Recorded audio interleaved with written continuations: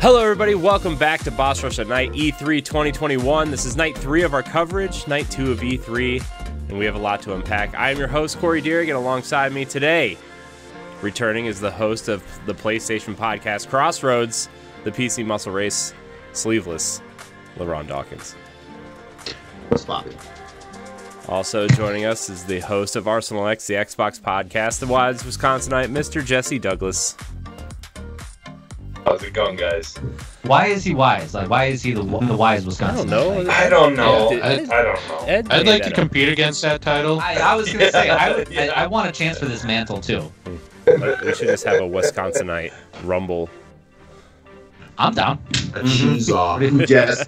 We say Jesse. I'll gladly hand over the title because I never asked for it. And I all right, LeRon, we can put the kiddie pool away. Also, Damn, I was going to go get the baby oil. Damn. Also returning is the co-host of Tower Casuals, the vault-dwelling lore archivist, Mr. Josh Finney. I'm already regretting this. No, you're not. You're excited. Josh looks like he's in absolute pain right now. He's fine. Look at him. He just took a sip. He's fine. It's like a Band-Aid for the soul. Pour some more. Look, bourbon is a Band-Aid for the soul, guys. It's fine. Bourbon is a Band-Aid for my soul, and I don't know what that says about my soul.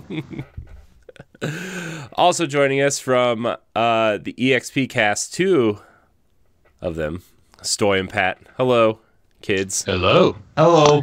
Yeah, kids? Welcome. Everyone's someone's I'm kid. offended for them. I'm older than all you guys, I think. Yeah, That's probably true. So. It's fine. It's fine. I'll. You know what? I'll just blush and say, "Kid, aw." Yeah.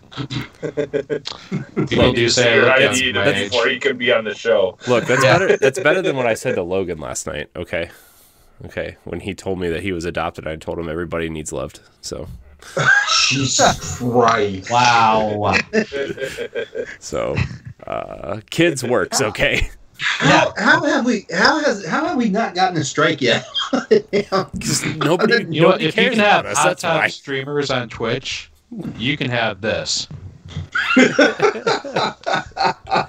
Nobody cares about us in our E3 Speaking show. of that, LeRon, when are we getting you in the hot tub? Oh God. When do you want me? Next Crossroads. Oh, boy. Okay. Oh, All right. boy.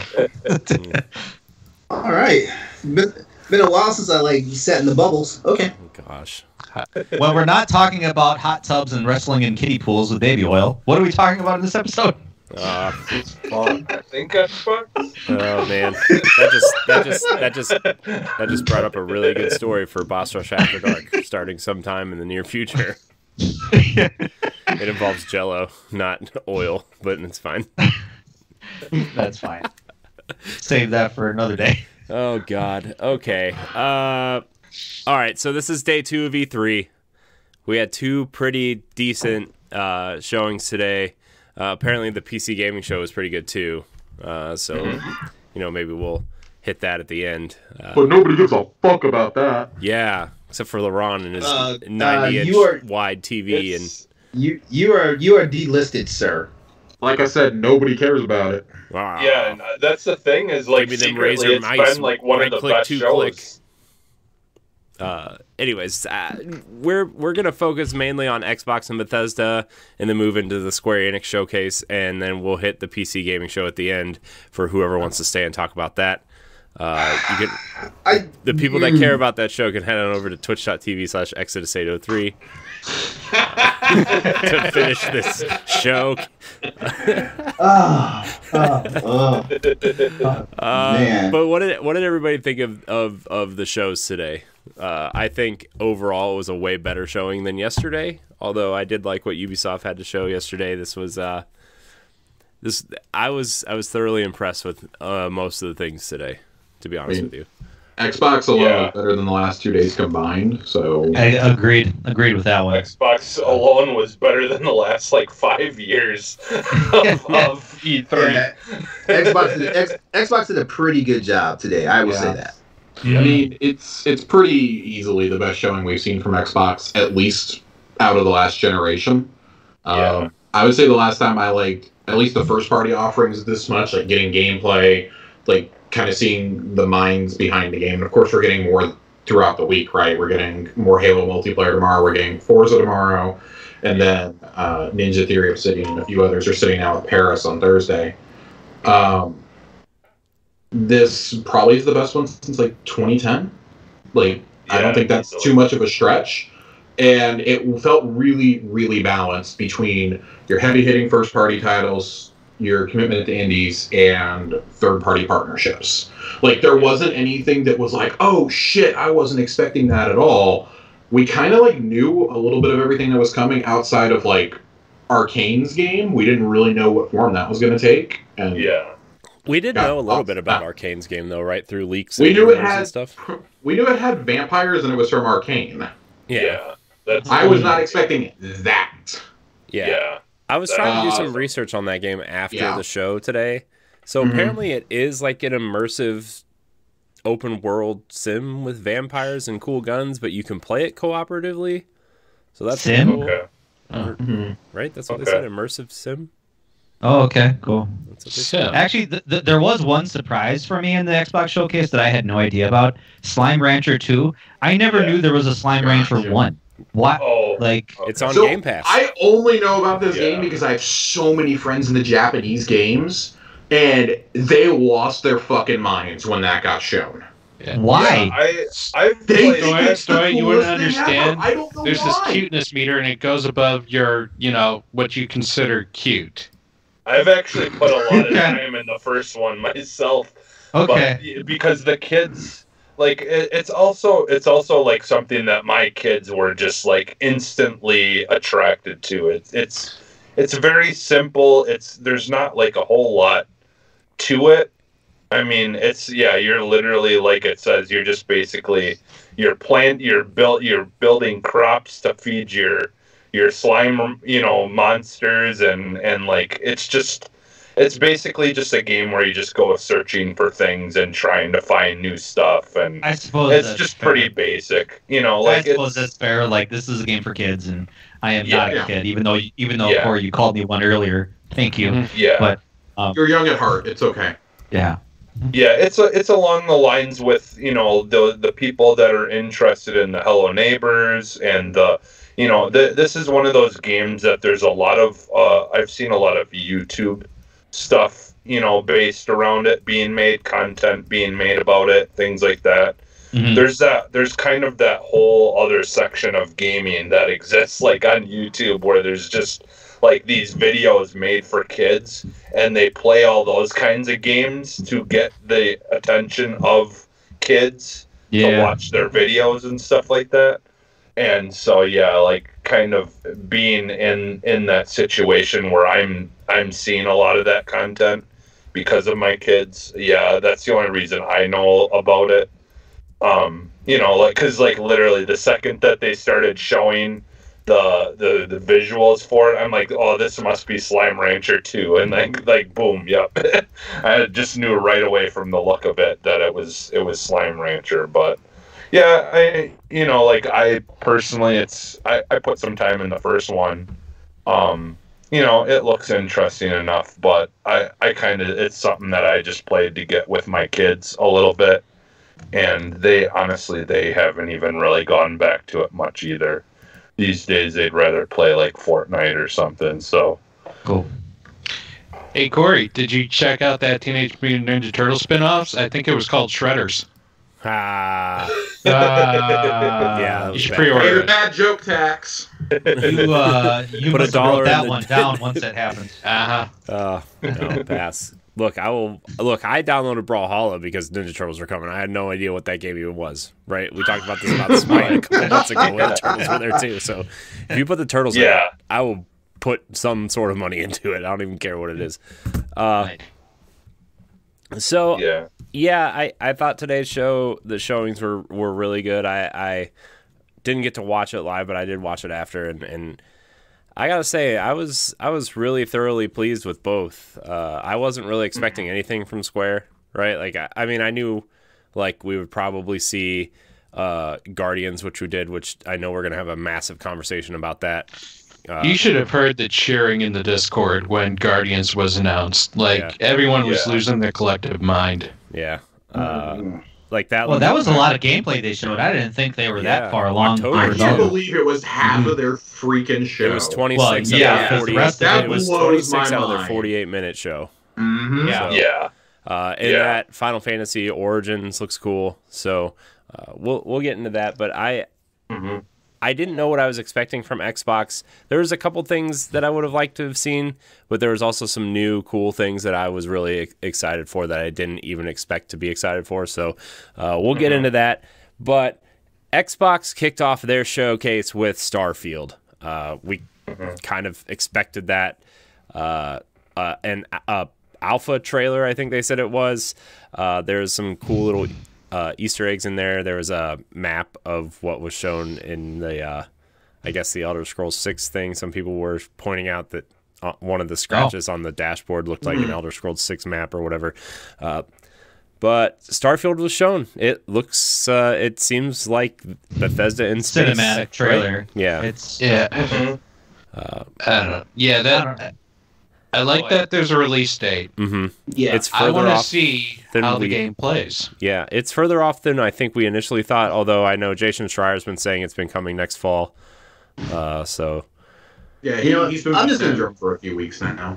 Yeah. I'm just gonna throw my disclaimer out right now. Everything that just had that was not a gameplay trailer or whatnot, like I'm taking it off a grain of salt. Like it's kind of the way I am because I've been disappointed way too many times behind a movie trailer for a game. And then it's not what we get. So I'm just gonna go ahead and put that spoiler out there now for my sake. I can't wait till we talk about the Outer Worlds 2 trailer. Look, LeRon, I will agree with you on that. I think that this one's a little bit different because it is in-game in engine.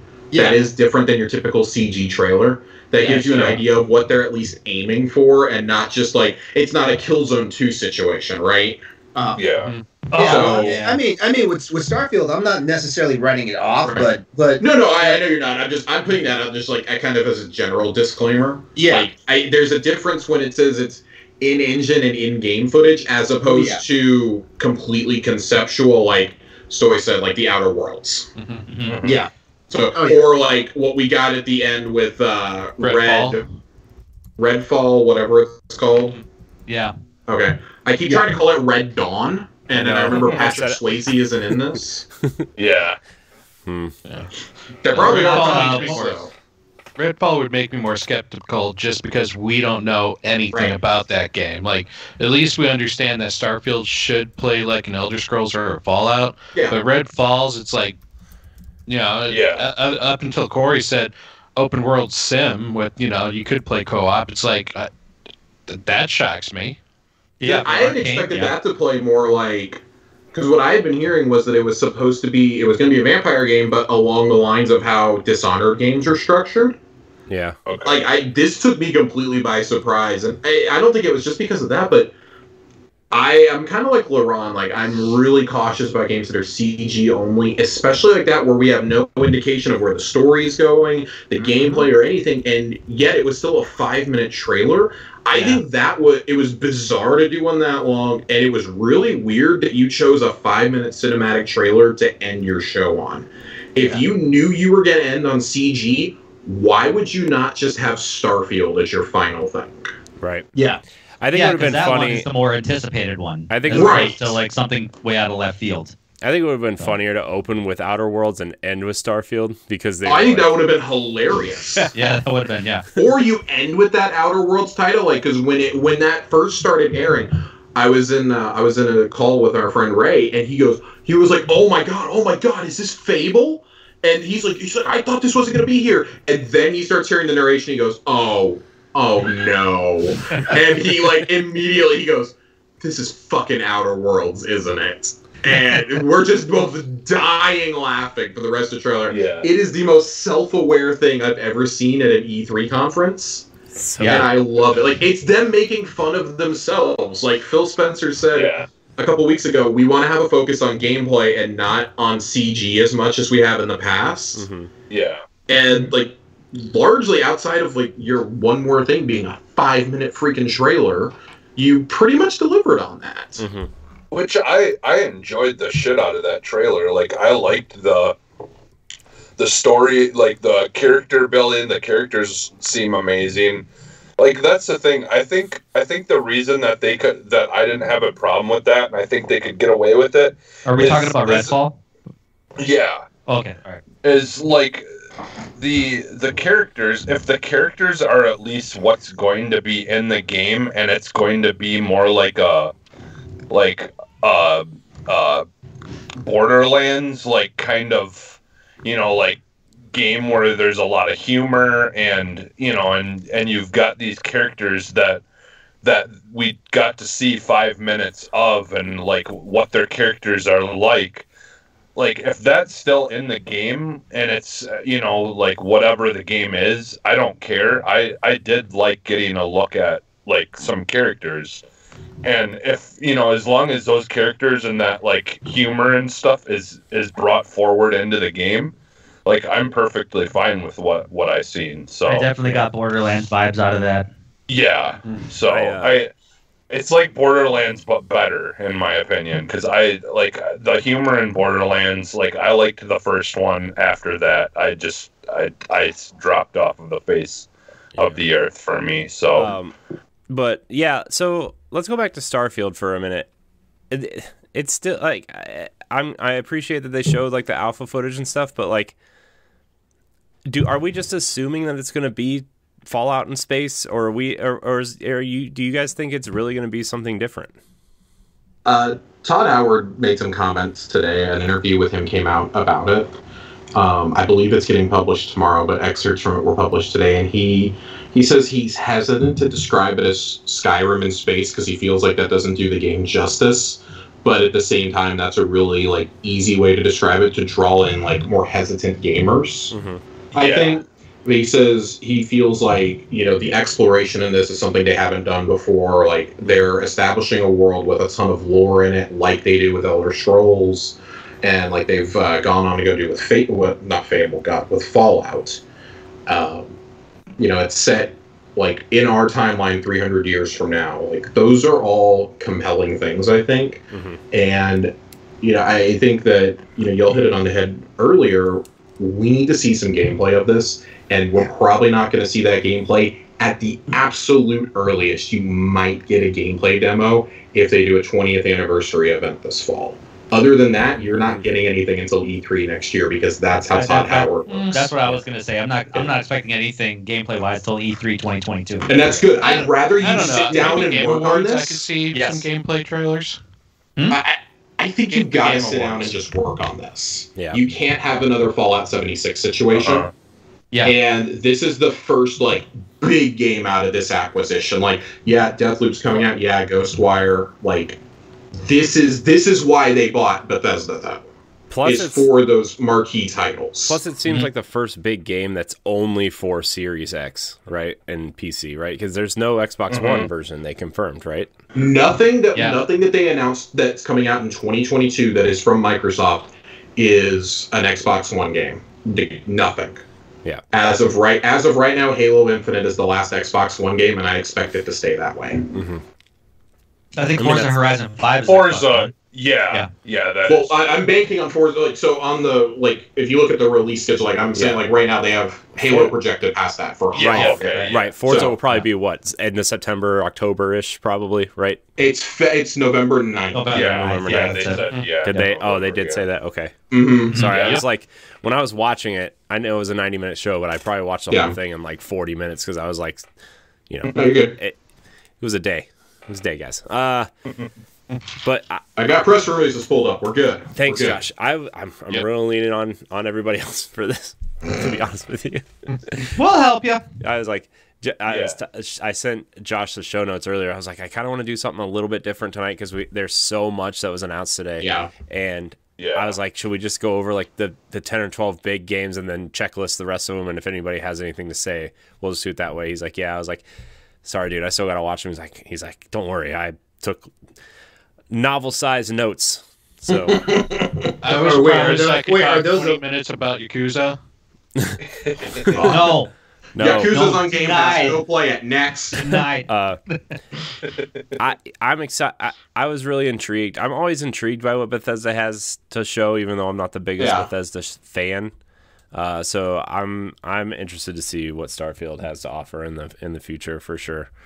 On the topic of Bethesda, obviously they just announced I think most of their backlog. Yeah, back to 360 and PS3 is going to be up for Game Pass. Yeah, and there's even weird games on PC Game Pass like Fallout Tactics and some of their other obscure games that nobody really remembers. So on the subject of those games, Fallout 1, 2, and Tactics, as well as I think the very first Bethesda game ever, Ark, whatever it is, Ark Escape or something. I don't know what it's called. What do you think the odds are of them re-releasing those games for the first time ever on a console? I mean, that would make sense, next right? Year. As some sort of, because you're not getting Fallout 5 for a decade at the rate they're going. So why not just put them out? If you're going to unify everything, at least make them available via cloud or something. Yeah. I don't know. You think those games would run well on console? Diablo 2 could barely run, and that's why they're working on that from the ground up. Almost. I mean, so Bethesda has 4 studios right now, and 2 of them are basically doing fuck all. Yeah. One of them's a mobile studio, but they already have another mobile division in Alpha Dog. Oh, Fallout Mobile's not working out anymore, huh? Fallout Mobile's doing great. It's Elder Scrolls Blades that's killing them. Oh, yeah, that's right. I forgot about that. And then there's a studio right here in Dallas that only does VR, and we all know how Microsoft feels about VR. So how do they feel about VR, retool one of those to be a support studio. Yeah. One of the cool things they mentioned about that Bethesda game on Game Pass was they talked about Doom Eternal finally getting their optimization for the Series X. Finally, I've been waiting. Finally. To play it. I expect that you're going to see that with most of these titles, just like you did with the initial back catalog. They did 5 or 6 titles. I expect the Dishonored to get the Wolfensteins over the course of this year. Hey, we got 10 more games for you, and oh, what a surprise! They're all owned by us now. Yeah. Well, I thought they mentioned that almost every game that Bethesda released today was going to be getting some sort of 4K 60 frames up to 120. I think Doom Eternal is getting 120 frames. Doom is the one they specifically mentioned as 120. Yeah. And I know they already mentioned Wolfenstein 2 is getting a Series X optimization patch at some point also. Not today, but they mentioned it at some point. Yeah. That's why Microsoft is killing it. They're just they're updating all these games with just a simple patch, Yeah. PlayStation's we got Ratchet. You want this game? You gotta go and buy it from a scalper. Believe in they do have better exclusives right now. So. Yeah, but they're coming to PS4. Which is a good thing. Anyways, I should have gotten rid of my PlayStation. That's that's your stupid fault. I know it is. I bought a Series X with that money. Okay. Speaking of, tell me about Halo. Corey. Yeah. Okay. So we're gonna talk about some Halo Infinite shown off for the first time, and since that weird demo that they showed off that didn't have any lighting effects in it or whatever that everybody criticized, the Craig trailer, as people have coined it. Well, it looked like fucking Halo. What else do you want? Didn't we just get a new trailer though recently? Yeah, today we got a new trailer today. No, we haven't had anything since before. No, I thought we got one last week or a couple of weeks ago. That was for what ODST. I thought that was for Master Chief Collection Season 3, I think. Yep. Nothing for Infinite. Oh, I thought. I didn't mean for that joke to land as hard as it did. Apologize to my Wisconsinite. Really funny just how bluntly you said it. Oh man, I kind of feel bad now. But anyways, Halo Infinite. I really like how they opened with the story trailer. Although I thought they were just rehashing the first trailer that they showed with the weird looking pilot guy and Chief kind of flying through the debris or whatever. But then they start showing him moving the debris out of the way. He's taking the gun from the dead soldier, flying more through the debris, and then going into first person, and then finally showing a hook shot. Yeah, the hook shot. It looks awesome, right? And then he walks in and there's this new AI, and he's they're talking back and forth, and then he convinces her that the mission has changed, and then he pulls out his Memory Stick Pro Duo from 2002 and she hops in it and sticks it back in his helmet, and yeah, man, it was a good trailer. Cortana. Yeah, he's got a thing for those AI ladies. I mean, got that soft spot. They're programmed to do what he wants. What can I say? Yeah. Like, Well, there's not a lot of 9-foot tall women out in space, I guess. So Yeah. he's got to deal with AI. Yeah. I like how the notes have "Where's Cortana?" Like, don't you have a Windows 10 machine? She's in your house. Yeah, that's what Giant Bomb said. They were like, they made that joke. It was pretty funny. But then they showed. Oh, I didn't even catch that. Yeah, they showed off some cool multiplayer stuff. It looks like Halo multiplayer. It looks like Halo 2 and 3 multiplayer is what it looks like, which I think is what everybody wants, right? But that samurai armor looks pretty. It looks like the Halo 2 and 3 multiplayer, but with the quickness and the mobility of a Respawn multiplayer game. Yeah. Yeah. Like, I felt like at times with the grappling hook, I was watching like the next iteration of Apex Legends. Mm-hmm. Yeah. And that's really exciting for me, is that Halo is finally going to be sped up, because holy shit, I love Halo, but we need sprint in these games really badly. Yeah. Mm-hmm. We had sprint in Halo 4 and 5. Nobody liked them.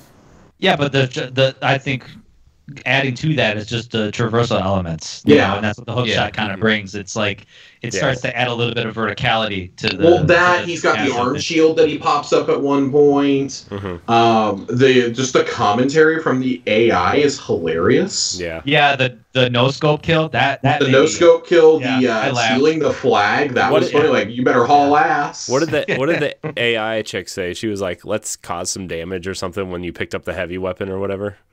Yeah, something like that. Cost damage. I really like the multiplayer, though. I'm glad that they're going to do a focus on it tomorrow, because like I was in a chat with our friends Nerd Generalist and Colonel Panic today while this was all going on, and they were like, "That was it? That's it for Halo? Really?"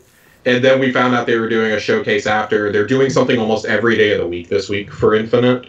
So this was kind of like your big teaser for the week, I guess. Yeah. And I like that they didn't go with another campaign demo. I was really afraid they were going to do that, but continuing to show cutscenes that are probably at the beginning of the game. You have the initial reveal trailer, which is definitely from the beginning. You have this, which takes place probably right after. But like, just how they really like, I feel like they captured Chief in a way that they didn't in Halo 5.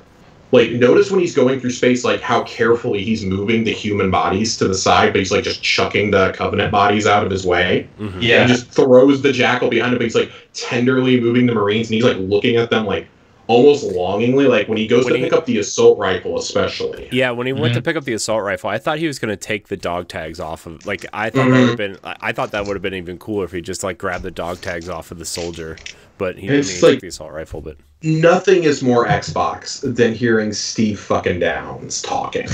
Yeah. Nothing. It's like as synonymous with Xbox as the Microsoft logo at this point. Like Steve Downs' voice. If he ever retires, just end Halo. It's over. It's done. Or, you know, and start a new series with a new Spartan or something. You know, like you can't have Chief without Steve Downs. No. That's why it was like coming home. Yeah. Well, yeah, and the big news for that is the multiplayer is completely free. Mm-hmm. Yeah. Like, so, I mean, they announced that last year. We got that confirmed last summer. Yeah. Oh, okay. But, I mean, I think reiterating that was a really smart idea. Absolutely. Yeah. Because I know people who just have an Xbox who just want it to be their Halo machine or whatever, and they don't care about the campaign or whatever, and they're just like, and if you can just buy a Series S and download Halo multiplayer, right? Like you get some people in like that, you know? Let's be realistic. You have to do something when you're going up against Call of Duty and Battlefield. Yeah. Because, like, Halo 4 sold phenomenally, okay? 13, 14 million copies, fantastic, end of the life cycle game. The game is a lot different than it was even when Halo 5 came out. When Halo 5 came out, Call of Duty was kind of on a couple of down games at the time. Battlefield didn't have a title. You were okay. Battlefield was, like, doing World War I, I think, that year. Mm-hmm. So you got real lucky, but now the game's completely changed. Fortnite's a thing now. Warzones, Apex, Call of Duty is still strong as ever. I mean, people are still playing Modern Warfare from almost 3 years ago now. Like, they're still playing that. Battlefield's got a new game coming out. We just talked Back 4 Blood. Like, Far Cry's coming out this fall. COD, like, all these other games how does Halo compete with that? And I think it was a smart answer. Like, don't do a battle royale. Just don't try to wade into an already crowded area. Just make Big Team Battle 12v12 like Bonnie Ross confirmed on Twitter today. Right, do that. I mean, hell, bring back Guardians' Warzones mode. I don't care. Like, bring those back, and I think you have a great solution, especially if it's free to play. Like, I think that's a great solution. That's going to keep your player base continually big. And I think it's smart releasing Halo this year, especially because the big rumor, right? I mean, it's all but confirmed that Call of Duty is going to be World War II again this year, right? Josh, I think you just mentioned that. Battlefield's coming out in October, right? I feel like Halo could be bigger than Battlefield on Xbox to a certain audience. This is the year to release Halo, right? Like, I just feel like this is right. We were all upset that it got delayed last year. Although, I mean, a delayed game always has a chance to be better. But I was certainly disappointed, especially when when I got my Series X on launch day. You see Chief on the box. You're just like, I just want to play Halo. And then the Master Chief Collection, I re-downloaded that and played some multiplayer. I'm like, man, I just really want some new Halo. So. I mean, Corey, you and I talked about this when we got our consoles. When ours came in the mail that day, and we were like, it sucks that we don't have even like a Forza to play. We have upgrades for games we already have, and that's cool. Like, they run so good, but I'm going back to playing exactly what it was on my Xbox One S last night. Yeah, I'm re-downloading Destiny to play it at 30 frames a second. I know. And that's why I want to talk, like, why Forza Horizon 5 before Motorsport? Like, that just dumbfounds me. Because I know it's ready, and Motorsport's going to be their game as a service, season pass type game, I think. Yeah. Well, the thing is they've been working on like overhauling the engine for the actual Motorsports one for a while, and a while back they were reporting about people from franchises like Grand Theft Auto and all these big massive open world developers, people like that they're actually working with to try to come up with a better something new that really changes the Motorsports feel and stuff like that, without making it feel like too much like Horizon, but still feel like its own thing. And so I think the problem is they're trying to make it, keep it like what it's always been, but like make it feel new for this next generation. And so they're spending a lot of time, I think, just trying to get everything. And and Horizon just always does well. Yeah. So they know they can make another one of those and just like get tons of people downloading it and playing it, because it's always gonna hit the people even who don't care about racing games, right? Well, yeah, Horizon 5 is more accessible than Motorsport. Yeah. Motorsport's is more simulation, whereas Horizon is more fun. Yeah, I mean, we're gonna talk a lot more about Horizon 5, but speaking of open worlds, right? Like, this Halo game is supposedly, semi-open world, right? Like, it is open world. Yeah, it is. Yeah. So how is Sandbox, that? Like, how is this going to affect the story? Because I think that's what people's biggest concern right now is what's going to happen with Halo's story. If I had to wager a guess, I think you're going to have milestones similar to how you do in like Breath of the Wild, for example, when you awaken the divine beasts. Mm-hmm. Like, you're going to have milestones like that you have to progress through. Like, you'll have little like contained storylines in those, and you have to complete. Or even like Ghost of Tsushima is this way too. Like, it's open world, but you can tackle the objectives in any way you want to lead up to your next big crossroads. Right. Yeah. I think you're going to have something like that, because they seem to be really focused on player agency and player choice. If what they've said, and what Joe Staten especially has talked about in the monthly updates they've been doing, that was one of the big things when he came on board. He says, when I came on board right after the showcase last year, I sat down, I immediately got to play the game start to finish. He's like, I had a gigantic smile on my face knowing this is the next iteration of Halo, but how do we make this good enough for the players? It's a great concept. How do we evolve? How do we truly evolve the combat, though? Right. It reminded me of the last two Battlefield games. What they did with combat, they did this big open sandbox like area, but like separated into like small objectives. Like, okay, all right, drop into this area, take out these 3 radar towers. One is way on the other side of the map. The other one's way on the other side of the map. You know, so that's a vibe that I get from maybe what they were talking about with like, oh, it's a big open sandbox style play, so you can tackle the objectives in any order that you want. Go free these prisoners, go take out these AA guns, whatever.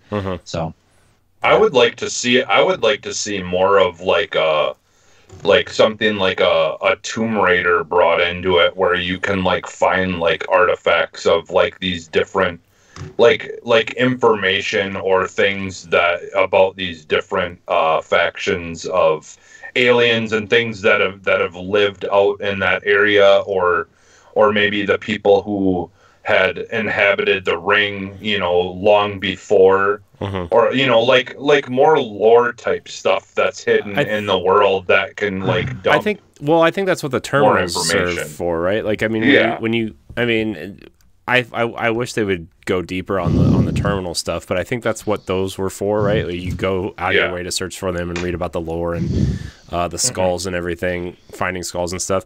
I bet there'll be some sort of collectible this time around, right? I feel like that's something that Halo has kind of. It's an open world game. There's going to be collectibles, and I'm not jazzed. I don't know. Like, I understand you want to evolve Halo, but that's like, I feel like that's evolving it in the wrong way. That's the complaint we always have about Ubisoft games, right? Is they're artificially padded with so much side shit to do for these 100% completionists. Yeah, but it's not like, keep that out of my Halo. It's not like 25 or 30 collectibles though. The way Assassin's Creed is structured is like, oh, this lady needs you to take her kid to the pig store and gather some bacon, and then you have to fight some army guys there, and you murdered them in front of this 7-year-old, and she's like, "Thank you." Right, but I mean, like for example, like there are certain artifacts to hunt, like Odyssey, for example. Like if there were like ancient Grecian masks to hunt and things like that. You had to do all of those to get like the true ending, and I hate stuff like that. Don't do that. And there was like 100 of them.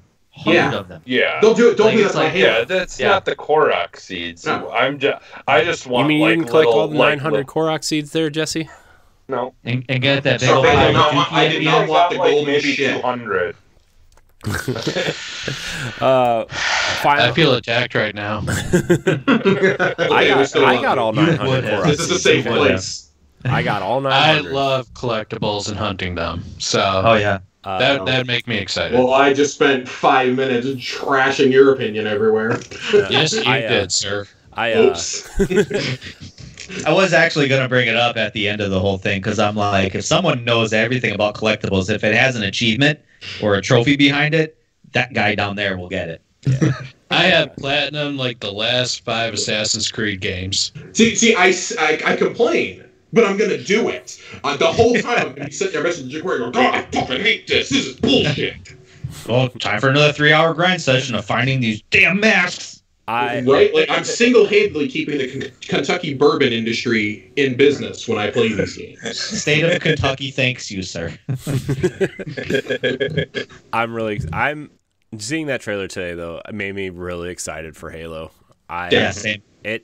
Yeah. I'm really excited. Hey. So. And you know what I was thinking of earlier? I was actually thinking of those the screenshots that they had released a while back of the game and the state of the graphics and what it looks like. Yeah. Since that's what I was thinking of, is we got those pictures of the game, like updated graphics, and seeing that, you know, how much more improved it looks. Yeah, but, I'm sure that's what I was thinking. I want to see a documentary on this game when this is all said and done. Right? Like, I just want to see art. I want to get that. Did that Halo art book come out yet, Josh? Do you have it? No, they delayed it. Okay. It's going to come out with the game, because, I mean, it's obviously going to spoil the end. Right. Well, but, no, we've got that $19.99 price locked in on Amazon Prime. Nice. Halo looks good, but the other game that looks good, we already kind of touched on, was Forza Horizon 5. My jaw fucking dropped. Dude. They were showing that image of that dirt turn there, and it was like an image, and they kept stressing like, this is not real. This is in engine. I'm like, oh my god, this is amazing. This looks so good. That was then, such a perfect boom, marketing they strategy too. Just hey, here's a photorealistic image. Oh wait, look, there's our cars driving through it. Yeah. Mm-hmm. Yeah. Check out this cactus. All the needles individually put in there. Bam. Yeah, I like how they right stress there. like with this power of the Series X, we had enough power to generate each individual needle on this cactus, and I'm like, So- you mean the one that I'm just gonna run over at some point with this giant sheep? So yeah, you but know- you'll see those so you needles know- flying off of it when you hit it. I hope those Yeah. needles fly and hit my driver, and he's just like, ah, God, fuck. So you know, I'm absolutely ready for it on PC. You know that. Yeah, Yeah. I love Forza Horizon. I know, Jesse. I know you played the crap out of 4. Still do. I love it I'm too. still Actually, playing. the upgrade to the Series X was, Yeah. man, that was, talk about a huge upgrade. Because sometimes upgrades like are just Yeah. like little ticks in graphical quality, but that was like playing a completely different game. That It was a wild. big upgrade, and then I just bought an OLED a couple of weeks ago, and the first thing I booted up was Horizon, Yeah. because that's like my benchmark now for like judging things. And I'm just like, Yeah.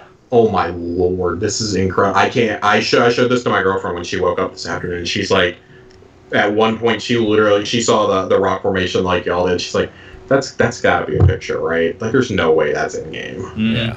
And then I showed her the actual gameplay, and she goes, oh my god. Yeah. Like, she doesn't even like racing games. She's like, that may be one of the 2 or 3 best things I've ever seen in my life. And just think, this is the team that's making Fable. Josh, I know you said you Yeah. had that tweet earlier, but like, Jesus Christ, if Yeah. Fable looks remotely anywhere close, Take your to this- time. Take your time. That's all I'm gonna say. Yeah. oh, Yeah. but man, Forza Horizon 5 looks amazing. It's in Central America, in case anybody missed it, which is I think is a cool setting. What Yeah. pop culture franchise is going to get the DLC this time? Because we've had Fast and the Furious, but we had that tie-in with Horizon 2. We had Hot Wheels in number 3, and we had Lego in number 4. Is it time for another Fast and the Furious tie-in since we're going to Central America? Narcos. It's time to bring back the Yeah, micro. there it goes. I mean, it's Could be a crossover with Far Cry 6. I mean, it could happen. Yeah. I mean, you know, Yeah. running some drugs through the Mexican jungle there and jumping over like Mayan ruins. I mean, Speaking of, where's my Smuggler's Run sequel from PS2? Need that. You're going to see the guy from Just Cause parachuting in. Oh, yeah. Do we have anything else to say about Forza Horizon? I mean, I know. It looks I had one little thing. Watch it. I had one little thing that kind of threw me for a loop a bit, is that they have this kind of adaptive AI within the game that tracks your progress. So like when you're playing the open world style with like multiplayer, if you like to play particular events or particular games, that AI will trigger you to like send automated messages to your friends to say like, hey, do you want to play Horizon Arcade? Hey, do you want to play this with me? And it does it automatically without, you like manually sending a message to them, which kind of is like, okay, so this video game you're telling me is kind of self-aware, which is kind of interesting. I mean, I imagine you could turn it off, but it just seems kind of weird. That's cool though. But like, I mean, they want to direct you to the experience you'll want to have though, right? I mean, that's Yeah. Yeah, and I know they said like, oh, Forza Horizon is best played with friends, and I was like, nope, get people out of my Forza. But, I don't play Forza with friends at all. I don't either. Yeah. But yeah, so, and also too, they have that game making mode where like you can make your own mini games. That's kind of cool. yeah, that is. Oh cool. yeah, the Grand Theft Auto Online, Yeah. like track maker. That's gonna be huge. Yeah. Yeah. They're basically doing Forge for Forza. This is going to be massive. Mhm. You think? The Yeah. battle modes I've sorely missed from Mario Kart. You think they're gonna have another Halo crossover like what 3 did? They have. I mean, they did one in 4 too. Did they? Yeah. Yeah, they had made a whole mission with Jen Taylor as Cortana in it, Oh yeah, maybe that's the one I'm thinking of then. with pelicans flying overhead and everything. Yeah. Yeah. Yeah, you got to actually drive the Warthog this time around. So Okay, well, the next game on our list, we kind of touched on at the top of the show, is the new Arcane title, Redfall, which is a co-op immersive game versus vampires. You're hunting vampires with Borderlands-style Steak guns. So is that so is Vampires going to be the 2020, the 2021, 2022 theme? Yeah. Because wasn't 2020 and part of 2021 like the whole live die repeat thing? We've got all these rogues that came out. We got games like Returnal, stuff like that. There was another one I can't think of.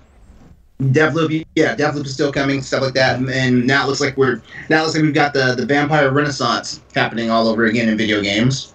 Yeah, why? I mean, that's cool as long as we get a Legacy of Kain game at some point in the next 2 or 3 years. Well, here it is though. And Josh, I hate to tell it to you, but since we're getting all these renaissances and all these games, get ready because like 2023, 2024 is probably going to be zombie nightmares again. We're getting zombies this year. Yeah, we're not getting. Yeah, but that's going to be the catalyst. That's going to be the catalyst. They're putting them in Call of Duty. They're putting them in Back 4 Blood. That's enough zombies. No more. No, Back 4 Blood is a zombie game. That's what I'm saying. You're getting zombies already. We don't need it anymore. It's not a game that's borrowing a theme, to just pad their player base.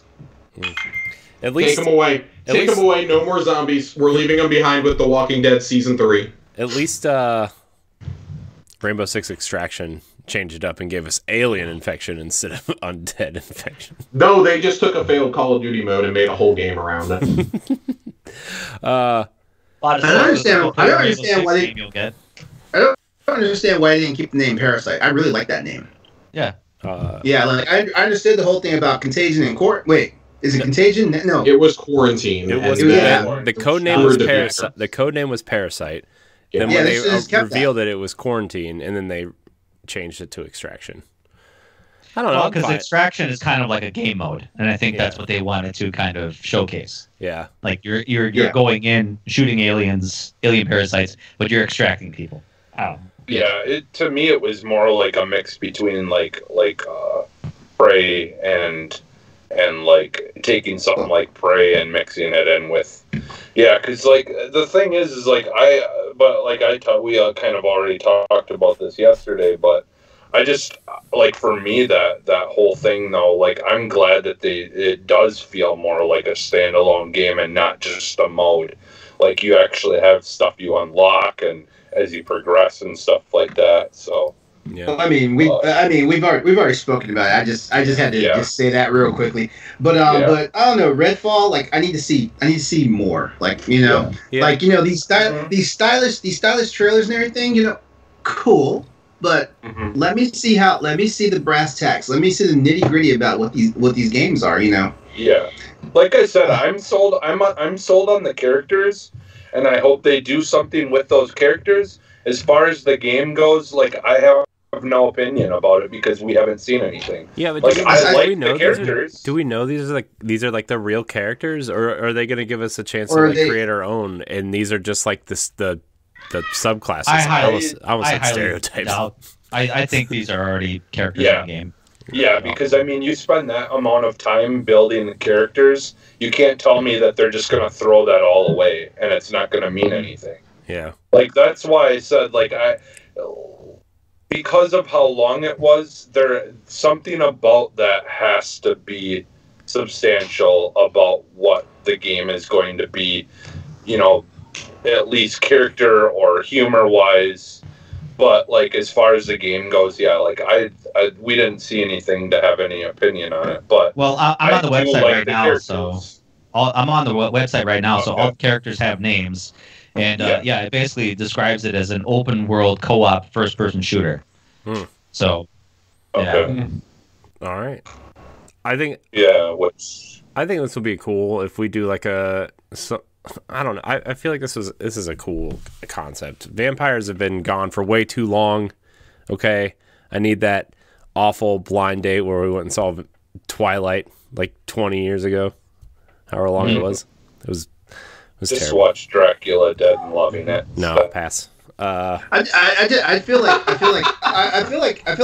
zombies are. I mean, I'm not zombies. I'm sorry. I feel like vampires are just shifting back into video games because like the rumors of the new Blade show coming out. I think developers are just trying to jump in and get in on that cash market when it gets hot because like the MCU stuff is probably going to at least run for 1 or 2 seasons. Wait, is it a movie or a show? It's a movie. It's a movie. Okay. Yeah. Okay. So I say 1 or 2 seasons. What I meant to say is 1 or 2 cycles. So we're gonna see this whole boom, and then all of a sudden, like next thing you know, Walking Dead will be back in style.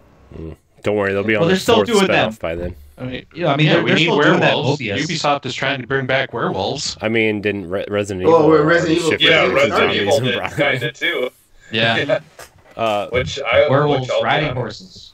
Yeah, which I'll be honest, that that intrigued me with the new Resident Evil, which I still need to play. Those were werewolf zombies. Yeah, that doesn't. Yeah. Well, from what I understand of the story about not playing it, it seems like all of our worst nightmares that we've thought about over like the eons of years that we've been on this planet, that's what Resident Evil is trying to do right now. They're trying to explain all that. So you're throwing vampires, werewolves, zombies. See, we need to get Nelly on the show. Yeah, look, Resident Evil just needs to make another 9-foot thirst monster that people can chase after for 9. Okay. I was cool with her until I saw the scene where she chucked that vanity across the room, and I was like, okay, no, I'm done playing with her now. Like, I don't want to be here anymore. Yep. There's one thing you know about LeRon now. He doesn't like to be dominated. So Jesus Christ. Psychonauts 2. Yeah, Psychonauts 2. Yes. Psychonauts 2. Looks great. Hurry up and put it out. It looks like Microsoft bought the company and gave them a real budget. Yeah. This time. They were able to put Double Fine. Yeah. As long as I don't have to wait 90 seconds switching between buildings, like seriously, that game had like one of the worst load times ever in the history of video games. That was one of the main detractors for why I never beat it or appreciated the original game. I respect Psychonauts and everything, but man, like I don't know, like I don't get why everybody is always so like they get flustered about Psychonauts. Because it's an interesting. It's a cult classic. Yeah, it's just a cult classic. Not everybody's gonna like it, right? Like I didn't like it the first time I played it, but then I went back and played it when it became backwards compatible, and I really liked it.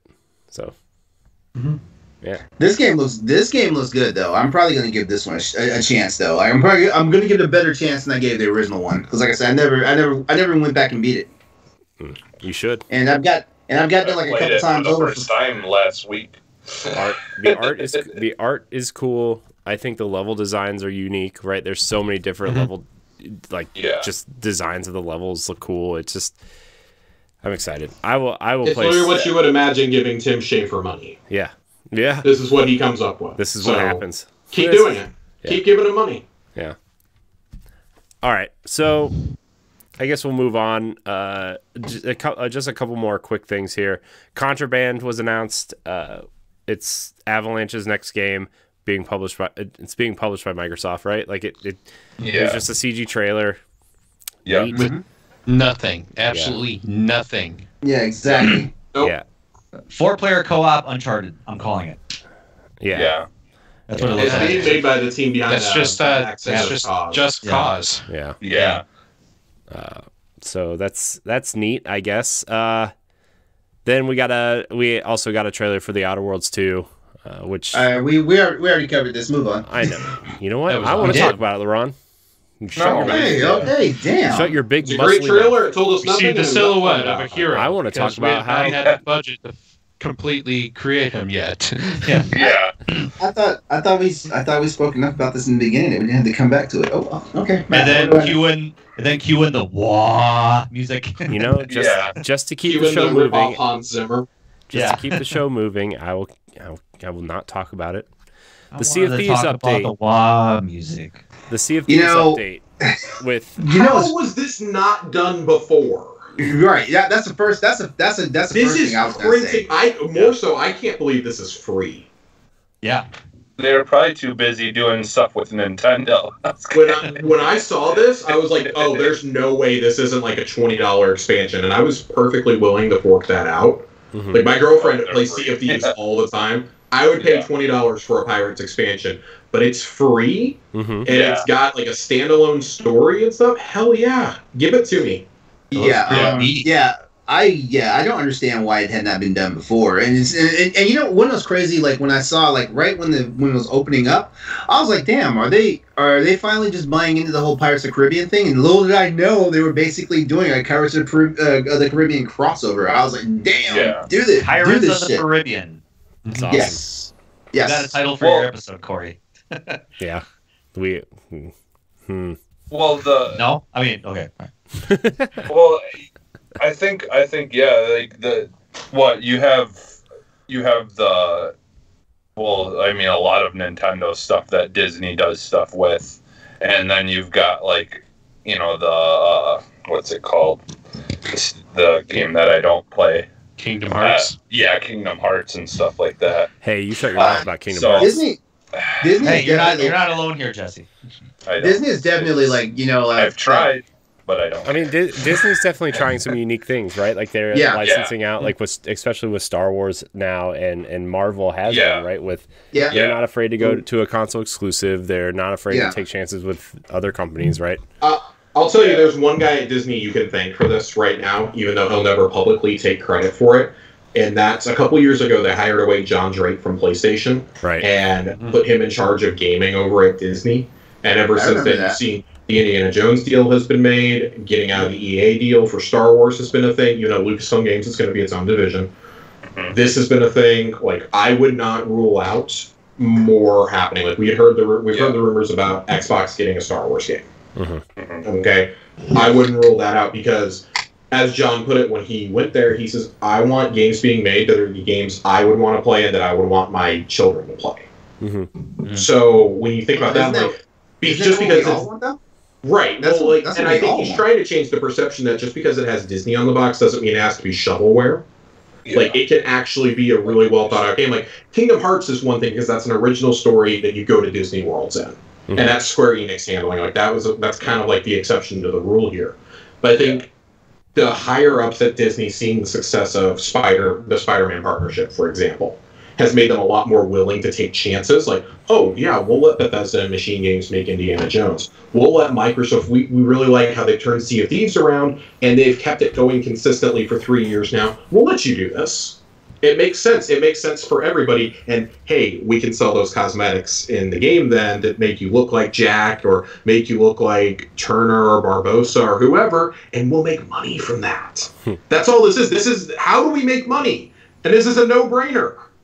Well, and you can't tell me there's not going to be a pirate hat with like the Mickey logo on it or something. Yeah, you can't tell me there's not going to be like some sort of Disney skin there's for your be boat a lot and stuff.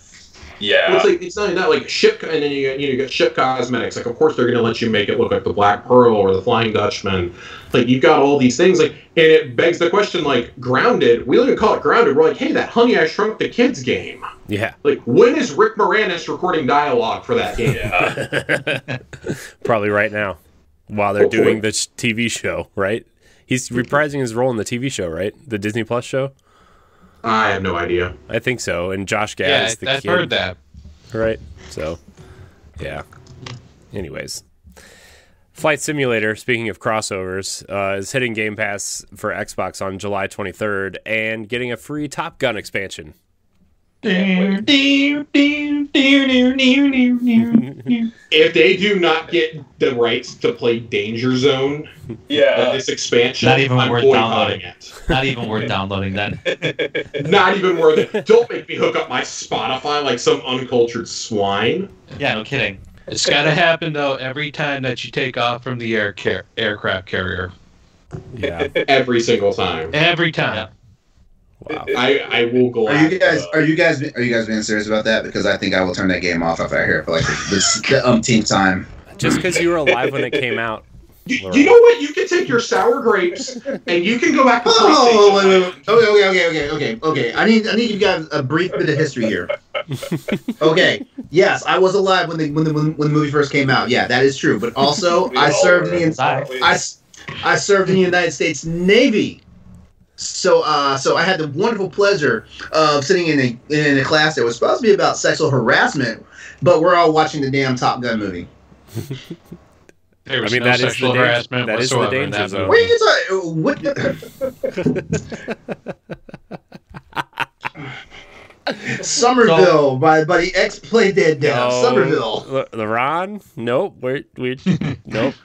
Anyways, I actually thought this was a Play Dead game, but I guess this is what was the name of the Jump Ship or something like that? That's the name of the developer.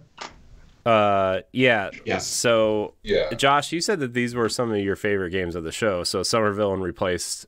Yeah, I'm super excited. Like, I love Limbo and Inside. Those are two of my favorite games, like, maybe ever. Seeing this. Oh, go ahead. Oh, I was gonna say that the studio came about by them splitting, right? Like this is that team, right? Yes, the co-founder of Play Dead actually made this studio. This game was announced back in 2017, believe it or not. Yeah, with a piece of art, like just. I mean, it's a game from the guys who used to run Play Dead, so I'm not surprised. Mm-hmm. Like the fact that we're getting this before Play Dead's third game is actually like nothing short of a miracle. Mm-hmm. But I fully don't expect this game to come out for like another year or two. Yeah, it's not coming out in 2022. So, I mean, I watched a little bit of the trailer. What kind of game is it? Is it just like a? It plays very much like Inside, though. Like that's what I was saying when I was watching. A runaway simulator, basically. Yep. Yeah, which everything's gonna hurt you. Like Inside told a really compelling story with no dialogue at all. Like just got kind of playing on your emotions and whatnot. If it's like a Play Dead game, it's probably gonna be like 2, maybe 3 hours long. You can do it in one sitting. If they kill the dog, I'm gonna be very upset. If they kill the dog or the little boy, I'm throwing hands. They can kill the little boy, just don't kill the dog. The sanctity of human life, sir. They killed the baby like, oh, shouldn't have been there. Well, dumbass did walk towards the door, so. I know. Well, I think this, like, I just was pulling up something about this, the Sommerville or whatever, and this, it's Rock, Paper, Shotgun website. Catherine Castle said that it's like Arrival meets Inside, which I think is a really good comparison. Yeah, I mean, it's literally an alien invasion instead of, like, zombies. Oh, is that? Yeah. Huh. I really like that scene where you're escaping through that corridor and that guy is like kind of laying down covering fire with some laser sword or something like that. That was yeah. Like how you're running with your partner through like the town while all the ships are like crashing down. Yeah. Or like shooting like that. Like when I saw that, I was like, yeah, this is how I know this is a game for me. Like this is instantly up on my list of like things I must play the second it comes out. Oh yeah. Yeah, it's on Game Pass day one. Yep. Hey, are those not like that's like the best slogan you can hear now instead of pre-order now? Yeah. Game Pass. Yeah. I mean, everything shown. They showed what 31 games and 28 of them are coming to Game Pass day one, right? I think Battlefield, Far Cry, and what was the fourth one or the third one that's not coming? Diablo, I guess would be it, right? Diablo 2 is not coming to Game Pass. Yes, makes sense. So. Yeah, man. Anything you watch today is coming to Game Pass, and Battlefield will be there sooner than later. I guarantee it. If you have Ultimate, so. Well, it's EA, so it'll be on EA. It's just like how do you not walk out of there going, this is like the best value in the business? There's no way. Yeah. I don't understand people that have an Xbox and don't have Game Pass who remotely are interested in playing more than 1 or 2 games, right? Like. Yeah. You know, I mean, unless you're like the Call of Duty Madden guy, right? Like I was telling you, I just don't understand Eddie B. What, nobody does. Okay, no, Eddie B doesn't understand Eddie B. Like, I used to play all my indies on my Switch, and then Game Pass started making all these indie deals, and almost all the ones I was wanting to play were coming here. Like and I'm sure it'll be on the bullet point later, but for example, 12 Minutes is one of my most anticipated games of the rest of the year. I was fully ready to shell out $20-25 for that game. It's coming to Game Pass though. Like I'm probably still gonna buy it because I've been waiting for it for so long. But that's cool because I've got friends who are really like budget tight because they've got like 2 or 3 kids, and they're like, oh, thank God, that's $20 I don't have to spend on another game. Thank God it's coming here. Right. It's like I don't have to choose between this and like saving up for a bigger game I can play with my friends down the road. Yeah, like I'm looking at the list of games that I want to play this year, and most of them are coming to Game Pass, and I'm like, well, okay, well, I guess I'll save my money for, you know, like Mario Golf and Breath of the Wild 2. That's literally what I said. I was like, oh, this and The Ascent, and there was something else that was coming that I was wanting to play like later on this year. I think Lake is coming to Game Pass also. Like, I saw those. I was like, oh, thank God! I wanted to play all these. I now have money for Mario Golf. Yeah, without having to like bribe my girlfriend. Tunic Tuesday. I can't wait. I want to play Tunic. Yeah, that's the other thing. Yeah. The 40 demos are coming, and Tunic is one of them. That's another one. Didn't they say that's coming to Game Pass day one too? They have not. They've been mum on that one. Okay. Isn't that a Microsoft exclusive though? It's a timed exclusive. I thought it was. It's a timed exclusive. Timed exclusive. Yeah. So I don't know if it's actually coming to Game Pass though. I'll do some research while we're talking.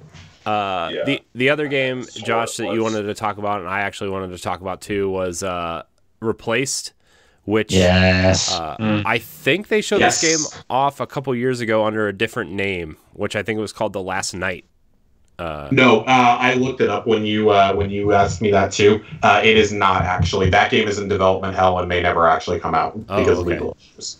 No, totally different studio here. Oh, okay. It has the same vibe. It looks really cool. I love the art style. I think this game looks amazing. This looks like something I will play as soon as it drops. Same. Absolutely. Kind of gets that Katana Zero and Dead Cells vibe. Yeah. At least in terms of like gameplay. Yeah, it looks so good. So good. Yeah. And the last big thing I want to say here, guys. Finally announced this holiday. It's the Xbox Mini Fridge. Yeah, they're in on the joke. I know. Yeah, it was awesome. Like I loved it. Like Xbox the show ended, and then then I thought I just let this video skip, and they were showing like the Game Awards reveal trailer because it was just me too. It was just kind of like a recut trailer for that, but then they just showed, yes, it's really happening. They actually put that line in the trailer. Xbox and chill, they say. Yeah, I loved it. Yeah, so, that was great. Is there anything else anybody wants to touch on from this list? I know they announced or they talked about 30-something games today. Stalker 2. Yeah. Yeah. Well, there's a lot of. Don't we have a bunch of stuff in here yet that was shown at it? I'm not trying to stay up till like 1 o'clock talking about all these games. Yeah. I do want to talk about Plague Requiem. I just I actually just wrote an article right before joining. Yeah, I just wrote an article about it, the release of it, joining. But I was actually surprised. I mean, this was kind of like a sleeper hit, and I didn't expect the sequel. All of a sudden, I saw like the pile of rats. Mm-hmm. Yeah, it's like, oh, this is Plaguetale. Like, that's cool. This was a game that didn't need a sequel, but I'm glad it's getting a sequel. Yeah. This game has gotten a lot of. It's gotten a lot of people that have talked about it more recently playing it even. It's had a long time. It's one of those games where people just keep on finding it and talking about it. It's on Game Pass. Yeah. It was a really good game. Probably Focus Interactive, one of their best ones, with such a kind of like a deep personal story about having that connection with your younger brother and protecting him through this plague, and obviously, the backdrop of like this medieval French state or whatever was really good. So definitely a game that I think should be on not everybody's radar. Not a lot of people will probably be interested in that gameplay, but the stealth mechanics were kind of iffy, but it was a great game for sure. Yeah. Well, and like you said, Stalker 2. I'm really interested in seeing more about this. Yeah, for sure. This game looks awesome. It has some of the best facial animations I've ever seen. Yeah. Yeah, it's. I don't even know much about Stalker anyway. What is Stalker? Like, I don't either. So Stalker was a PC game back in 2007, 2008. It was one of the very few things that actually used games for Windows back then. Mm-hmm. And what it was kind of in a crisis situation where it was like couldn't run well on like current PCs or anything. Mm-hmm. But what it is you're a soldier who is sent in like an alternate timeline to Chernobyl. Like the whole game's in like Russian and Ukrainian, like with subtitles. Yeah. But you go in there and there's a lot of monsters that live in there that have like been mutated because of the radiation throughout the years, and like you have to wear radiation suits and this and that. But you're hunting. Sounds like Metro. It's like Metro. Yeah, I got it's a scarier Metro game. Yeah, and it's open world. Yeah. So I'm pumped. Yeah, the one big for me, the one big thing that had me like on the edge of my seat was when they unveiled a Uden Chronicle. Oh yeah. What? I did not see that coming to Game Pass. 3. Yeah. I'm legitimately shocked that was at an Xbox show. Yeah. Yeah. I'm really interested in Atomic Heart. Like, that game just looks so messed up and weird. What is that game? Like, I was like, are they just showing a montage of a bunch of different games, and you're like, no, this is the same game, but it's like... It feels like mannequins. Fallout. Like, it feels like Fallout 76, because that's how it looks in terms of quality. Had a baby with, like, the pre-alpha tech demo of the concept for Cyberpunk, and they just had a demented love child. Because this looks... And I love everything. Weird, and, like, I'm glad that you like it, because I looked at this and was like, nope. Moving on. See, I like weird, though. I like when I do too. Embrace weird. It's not tickling my particular weird fancy. What is your weird fancy, Josh? I don't know, but this didn't tickle my pickle, if you know what I'm saying. Keep on tasking. There was also Hades. Hades coming to physical Game Pass. Yeah, and a physical edition. They made a big deal about that. 4 months ago on accident. Yeah. Yeah, and I've got the Ascent already pre-downloaded, so game. Shredders was kind of cool. I mean, I thought it was Amped. I thought they were about to announce they were bringing Amped back for some reason. I got that too. It's the guys behind Amped. Oh, yeah, is it? Shredders was. I think bringing Shredders out against Riders Republic is a horrible idea. Shredders did not look that good. Yeah, but this is on Game Pass. Riders Republic is not. I would almost spend money to play Riders Republic versus Shredders. Yeah. I just after playing Steep on Game Pass, I have I wouldn't say a negative desire to play Riders Republic, but my hype went way down because Steep was not great in terms of like doing tricks, in my opinion. It is the SSX I was promised. It is not. Mm-hmm. Like I want somebody to just go balls to the wall with this. I'm not playing this for realism. Mm-hmm. Yeah. Anybody else have anything? Because I kind of want to talk about the Square conference, especially the Party Animals, baby. I'm ready to play that. Oh my God. Let's go. Damn it. God damn it. Okay. Yeah. Let's talk. Yes, Josh. Square. Oh my gosh. Square Enix. Square-Enix Presents happened after the Xbox conference. Kicked it off with Guardians of the Galaxy. I thought we were just going to get a little CG trailer. This game was coming out next year or 2 years from now, right? Like, because Square likes to announce things really early. No, showed off the trailer, showed off a bunch of artists and things, like showing their like appreciation. The biggest thing, single player, narrative driven, playing only as Star-Lord, dialogue options and choices, really cool soundtrack. This is the game I wanted Avengers to be, and this looks like it. Josh, you sent this to me. You said this game looks tailor-made for you. This game looks exactly like what I would want from a Guardians game. Pat, you and I were just talking about this recently. Mm-hmm. How you were kind of like leery about what Guardians of the Galaxy is going to look like. Did this after the Avengers? Oh yeah, this totally won me over. This game is an RPG. Also, did you notice the battles? Yeah. Mm-hmm. Yeah, it's an action RPG. Yeah. It's cool. This is a game that like, every single sense of the word is for me. I think the dialogue they showed, like I saw a lot of people complain, the dialogue is just so bad. Like, no, it's actually pretty great straddling the Dan That's Guardians of the Galaxy. Yeah. Have you ever straddling that with the James Gunn? Like, everybody complaining, oh, it's not the MCU characters. No. Good. I don't want it to be. Look, I like when Spider-Man came out and it wasn't MCU, right? I thought that was cool, right? That really worked. When Avengers came out, like, I'm glad that they didn't go the MCU route, but every single character looked like we're trying to be MCU, except we're going to try not to be MCU, but just close enough so maybe people will forget, right? And, like, that really bothered me. Uncanny Valley. Mixed with, like, several other problems with the Avengers. I may have to like sit down and watch that whole Guardians of the Galaxy section again, because I don't know, I really just wasn't moved by it. I'm hearing you guys and I'm like, was I watching the same thing? But I'm pretty sure I was watching the same thing. But I don't know. But the one thing I will say is that Disney and Marvel Studios, they're still sticking to it, because I thought with the way like Marvel's Avengers had turned out, like there wasn't going to be much else coming that that Disney was going to throw their way. Yeah, I thought. Well, Square Enix still thinks Marvel's Avengers is a success. I think Disney has a gun to Square Enix's head, metaphorically, over Avengers right now. Like, no, you will fix this. Mickey Mouse with a...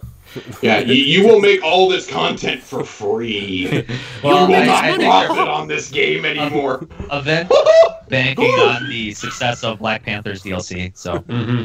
A lot of people are excited about Black Panther. I have a couple friends who are like, I will legitimately give it a shot. Black Panther is free. I'll try it. Whereas I'm over here like, I'm a sucker. I like Deus Ex. I like Eidos as a studio. This game's been in development for like 4 years.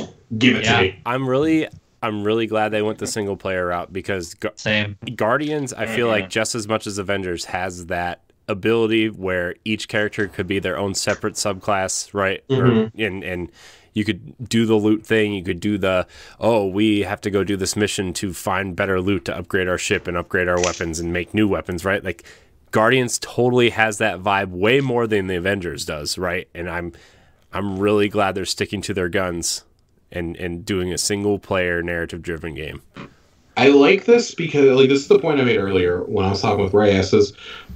I like that they have it focused on one character, and I saw a lot of people go, we have to play as Star-Lord. Like, I'm sorry, doing a single-player game playing as anybody else in the Guardians would not be a compelling storyline. I hate it. I don't understand why people are so upset about that shit, because like Star-Lord is the main character. If you watch if you read the comic books, if you watch the cartoons, if you watch the movies, like he is the main character.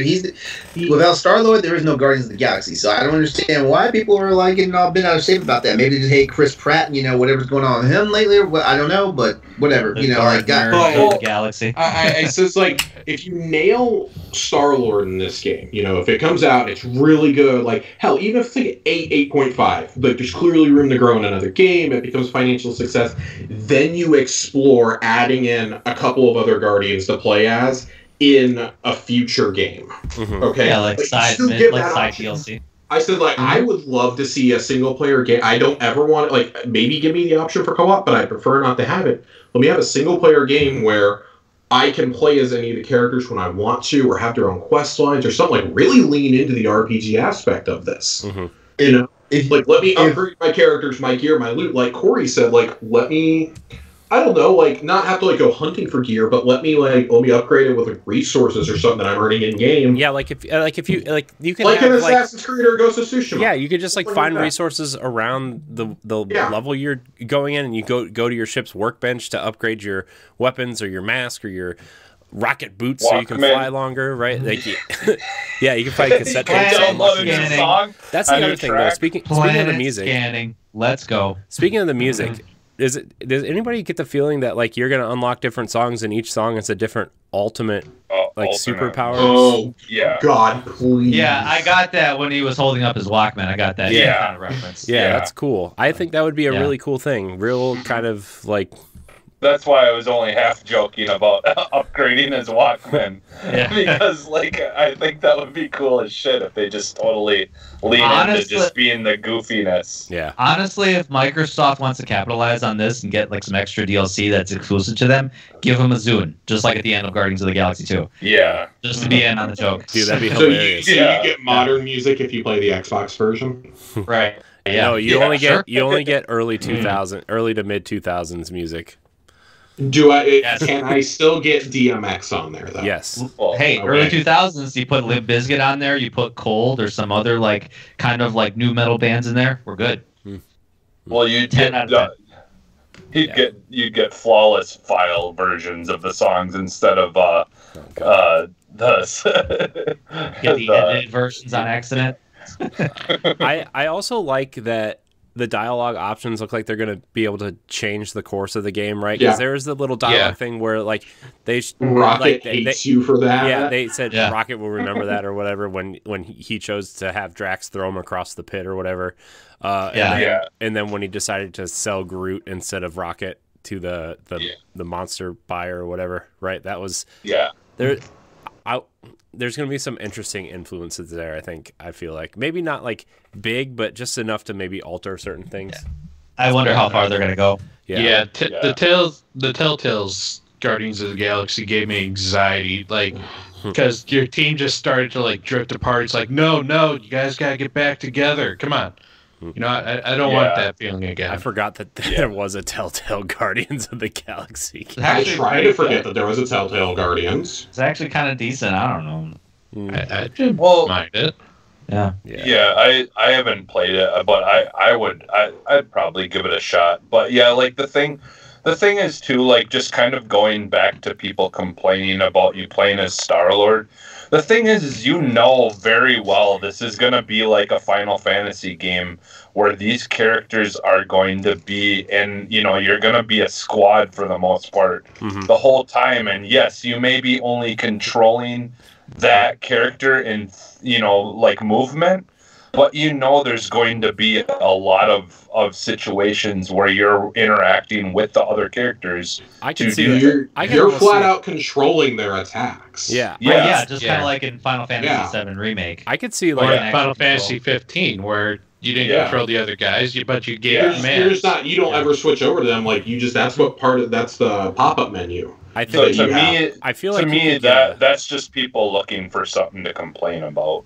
I feel like you could get a Rocket Raccoon like stealth section where you have to plant bombs or whatever. If you like, maybe that's something you get when you sell Groot instead of Rocket. Like they say you need Rocket on the outside, right? And like he can go in and like plant bombs somewhere, and you have to do that without getting caught or something. I could see like small segments like that, but I don't mind. I think when you focus on too many characters, like that's when you have to make 5 separate battle systems, 5 separate weapon style, right? Like I think that just gets way too complicated, and like I think the simpler the better when you're telling a narrative story, and I think focusing on one character is smart. But I think lately these days with video games, it's like the more complicated we get, the tougher it is, that it's tougher for people to adapt to it and gamers to really get into it. So if they just kind of stick to the tried and true methods that, you know, single player, narrative driven, focusing on one character, I think this game is going to be good. Yeah, I do too. Yep. Yeah. So speaking of good games, the next game I think looks really cool. The Stranger of Paradise Final Fantasy Origin was announced. Yeah. This game is being developed by Team Ninja. Their last couple games were Neo and Neo 2. I think it looks interesting. I want it to be. It's like one of those games that I want to be good, but I'm not sure. Right? I feel like this might be hovering in like a 7, 6.5, or 7. Interesting is one word to use for this. It's not the one I would use, but it's a word. I've come to kill chaos. Yeah. Dog shit. Why did those graphics look like straight out of the PlayStation 2? By the way. Exactly. Did you see the what was it, the that PlayStation account that always ex-CEO whatever Kazurai. Kazurai tweeted out, says because the demo was available on PlayStation 5 today apparently, and it said the demo doesn't work on PlayStation 5 because the game is not backwards compatible, or the system is not backwards compatible with PlayStation 3, which this clearly is. Damn. That the graphics didn't look great, but come on, that gameplay though, that was like some top-notch gameplay. Like I don't know. It gave me a bit of a Dark Souls vibe, but it also gave me a Platinum vibe as well. Like fast pace, probably going to be more on the difficult side. Mm-hmm. Yeah, I mean they're definitely going for that Souls audience, right? Like that seems to be the direction this game's going. I don't know. Is it weird that it's a prequel to Final Fantasy 1? Like, does anybody really know the story of Final Fantasy 1? I don't remember the damn story of Final Fantasy 1. Pat would. Pat looks like you would know the story. Yeah. I've finished some of the Final Fantasy games, and I don't know the stories of them. So try to explain the story. It sounds like of they're 13. trying to stop the events from Final Fantasy 1 from happening by trying to kill off Garland before he becomes Chaos. Hmm. I'm here to kill Chaos. Mm-hmm. I'm here to find Chaos. Chaos, you're going down. He's here. God. Okay. Thanks. Yeah. Thanks for reminding us. Yeah. I don't know. I hope it's good. I'm always pulling for a good spin-off Final Fantasy game, but all I can do is hope for now. And so It's Team Ninja. They do some good stuff. Yeah. I mean, Neo and Neo 2, for all intents and purposes, are good games, right? Like, I think people like those games. I've never played them. I don't like hard games. I'm a baby, but... I'm with you. Yeah, some people seem to like those games. So, do we want to hit on the Avengers Wakanda expansion a little bit? They showed a little bit off today, right? It's a thing. It's happening. Yeah, it's happening. It's free. You're fighting against Claw. Finally, someone that's not the Hulk. But he does. Yeah. He still has both arms. He turns into one at the end, though. It looks like that is true. That's not cool though. He has both real arms. Where's his metal arm? It's not fun. I thought he had a metal arm. Did he? Yeah, it was like a it's like a gun. Oh, yeah. I thought He turned into maybe it was a different Mega person. Man at the end. I don't know. Yeah, it's actually a Mega Man crossover. Yeah, there you go. Nice. I'm in. I'm in. The other games as a service game that they showed off today was Platinum Games Babylon's Fall. Mm. Kind of disappointed that's a game as a service. Anybody else? Yet again, the graphics did not look Platinum. Did not look like Platinum games at all. Gave me some real Godfall vibes. Yeah, it's... Well, I did a little very bit. generic. I did a little bit of research on this one because I wrote the article up on it today, and they're going for a different art style. It's intentional. Now I'm not sure if they're going to clean that up, over the next year or so as the game is getting ready to come out. Art style bad? Yeah. They wanted to go with more of a Western style art because that's who they're obviously trying to focus on with Babylon Falls. But it's still like it's Western art mixed definitely in with like Japanese influences. Yeah. Yeah. Yeah, it's just disappointing because the first time they showed it off, it looked like this big, kind of beautiful, like Platinum Games game, right? Like it had cool combat, kind of like this weird fantasy realm, right? Like it was cool looking, and I just it's really disappointing. I feel like they're like, okay, we gotta get this out because it's been 5 years now since we announced it. Yeah. Oh yeah, it is. It is coming up on 4 years. I mean, they announced it the same time they announced Bayonetta 3, and it's been 4 years too. So. Oh, yeah, that's right. All right. We're gonna move. What on. about What about the Final Fantasy Battle Royale game? No. Look, Final Let's Fantasy. move on. Let's move on. Final Let's- Fantasy. I'm gonna be the only one to play it here. Mute his microphone, please. Mute his microphone. Josh, Yeah. Life is Strange Remastered and Life is Strange True Colors. I know you tweeted out today that said everybody should play Life is Strange. Yep. Stoy and I will agree with that. Yeah. I will agree. Don't play it if you've been like super depressed recently. Yeah. It's going to make it way worse, especially the first one. But This genuinely one. Oh, go ahead. I was gonna say this game's gonna make you feel. I actually really thought the Before the Storm was like even more tragic just because you knew about the events from the first one. Yeah, and then when you try to develop that relationship in the game, it becomes even more heartbreaking just going through it. Yeah. It's just Before the Storm in season 1, right? Like Yes. Yep. I haven't played Life is Strange. Should I play 1 before the storm, or should I play? Yes. Yes. Okay. Yeah. Even though Before the Storm comes first, Right. 1 Before the Storm reveals will a get lot of things that make. after you play the first one. Okay. Yeah. Okay. A lot more emotionally impactful after you play the first one. Okay. I'm mystified why this is called a remaster, because it looks like they just threw a new filter on it and that was it. I know. They just added a little bit of contrast. It does not look right. I can't. It's flat out criminal. They're charging $40 for this. It is criminal. You can buy True Colors, the Ultimate Edition, and you get this game for free. So you save $10 as opposed to buying them separately. That's what I was going to say. That's the better option, better way to go. But it's something. I would just say, like, Life is Strange and Before the Storm are both on sale so often on the Xbox store. You can buy the entire season of, like, both games for $10 altogether. Well, I think. I think still the first episode of Life is Strange 1 is like completely free. Yeah, so, it is. Yeah. Of 1 and 2. Mm-hmm. Yeah. Anybody play the second season? I feel like everybody loves those first 2 so much, and then the second season came out, and it was like kind of fizzled out. Second season had some good moments. The second season was so rough because of how spread out the releases were, though. Yeah. It took them like a year and a half to release everything. Mm-hmm. But that was the biggest problem with that game, was the release schedule, which is awesome that Life is Strange True Colors is just going to be one game, you know? Mm-hmm.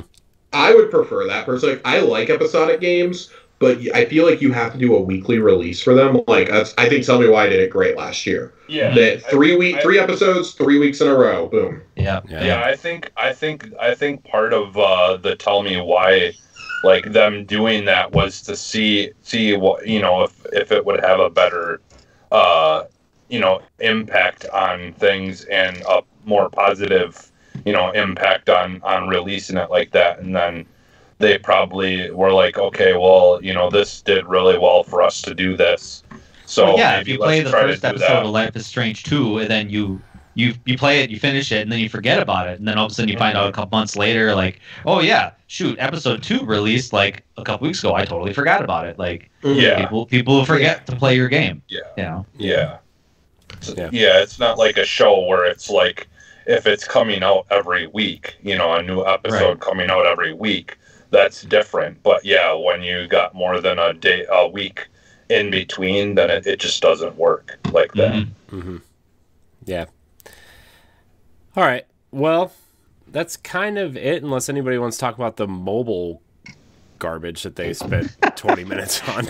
How fast? No, because jeez. Dude, I got so excited. I got so excited when they brought out the Final Fantasy 1 through 6 collection. I'm like, oh my gosh, they're gonna release these on Switch and PlayStation and maybe Xbox with like achievements. I've heard and trophies. rumors it might be coming to the Switch. Yeah, they're gonna do it. This is Square. They're gonna triple dip. I know, but it's just like, this mobile crap. Why?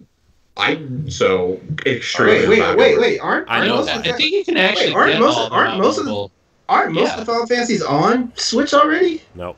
Not in this style. 7, 8, 9, 10, and 12 are on Switch.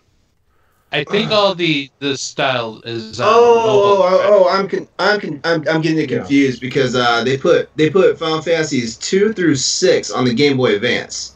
Mm-hmm. Yeah. Okay, I was confused. Okay. What were you saying?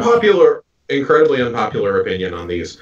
I don't have a huge problem with Square talking about mobile stuff because I think Square is one of the only larger game publishers that has actually made decent mobile games. Hitman and Tomb Raider Go, for example, I think were both really, really fun.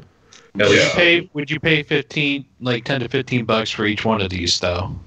No, I mean that's what I'm getting to though. No, I wouldn't do that. I would pay for the right price. I have a hard time paying more than $5 for a mobile game to begin with. Yeah. Especially when I now have Game Pass in my pocket on my phone. I have a really hard time paying that then. I have that on my backbone. I can play on my tablet, whatever. I carry my Switch with me whenever I travel. I have a really hard time spending more than $5 on these types of games. And I think Square's going to find out really, really rough that you can't charge that on mobile. You could probably get away with doing $10 for each of those games if you were putting them on like Steam, Switch, and PS5. Wait, what are you talking about? Those Nintendo games like $10.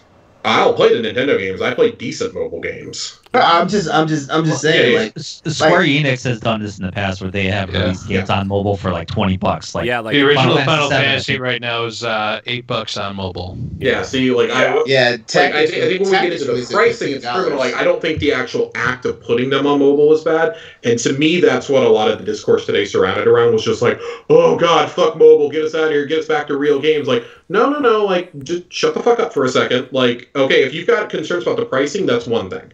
If you have bullshit, Final Fantasy IV, the After Years is on mobile. Nice. If you have a bullshit complaint about just, I don't like that they put games on mobile, or well, why would anybody want to play a mobile game? Well, y'all are the same ones who, not the saying that you guys are, but the people with those complaints are the same ones who are like, oh, there's no real good games on mobile, or who are the ones who sit there and play Bejeweled like the rest of us when they're taking a shit. It's not it's not that they're releasing on mobile. I would just it's that like they're coming to mobile but nowhere else, right? Like exclusive. But what I'm saying is they're going to. Like this is how Square operates with their business. They dump it on one platform first, and then they start expanding it. I mean, look at the timed exclusivity for all the Final Fantasy stuff right now. Look how they've done Kingdom Hearts before. Like they're gonna find nobody's gonna buy these on mobile. They're gonna buy them on Steam if anywhere.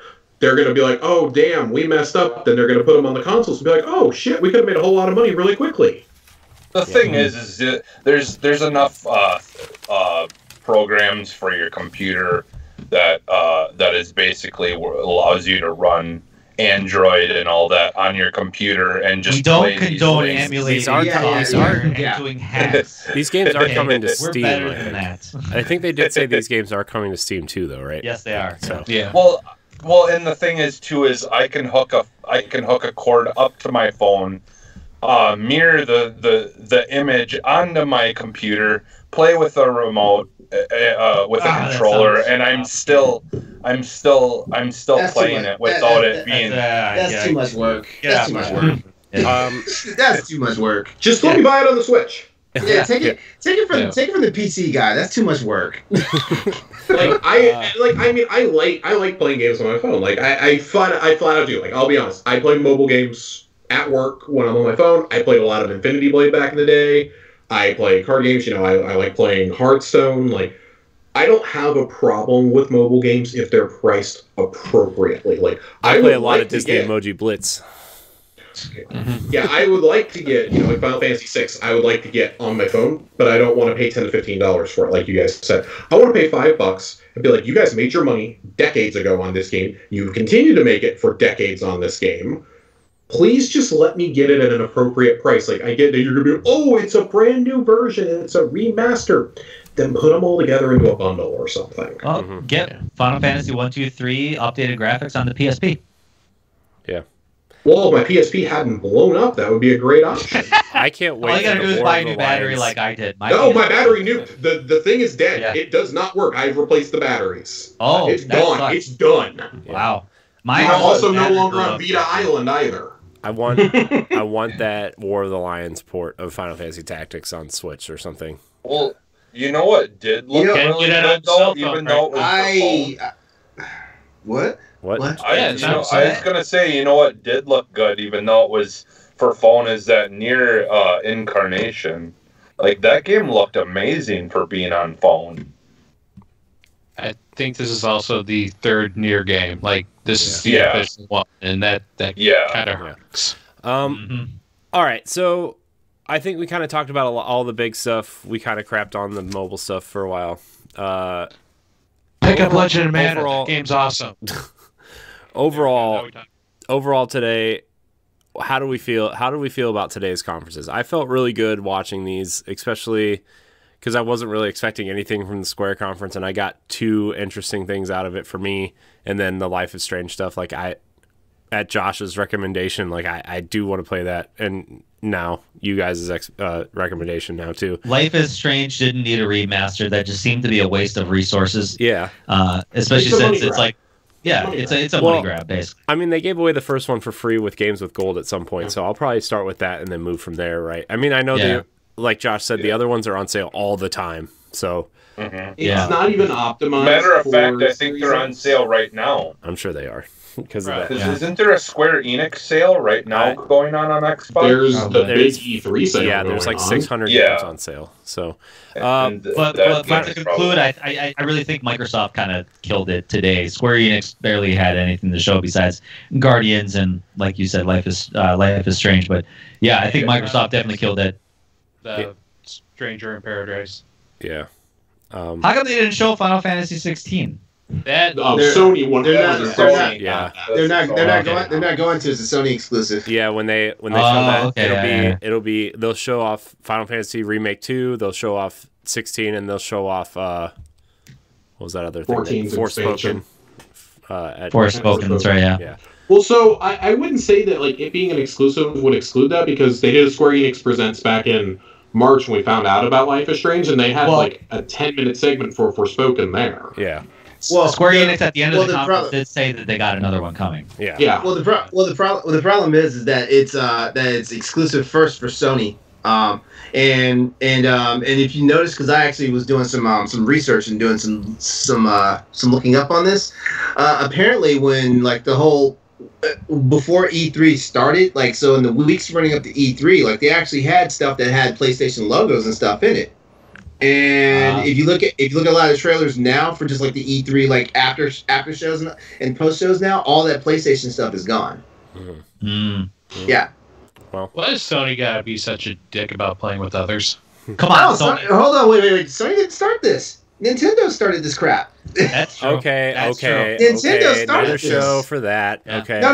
Nope. I'm just saying Nintendo did this first, and then next year Microsoft said, "Oh, we're going to be across the street. We're not even going to be at E3." And guess what? Sony was like, "You know what? If y'all are doing it, we can do it too." And We're Sony's gonna the only make one. 3 different places. We're gonna make our people run to each place. Yeah, and basically Sony is the only one that's stuck to their guns because like Nintendo and Microsoft have crawled back to E3, and Sony's like, no, we're doing our thing.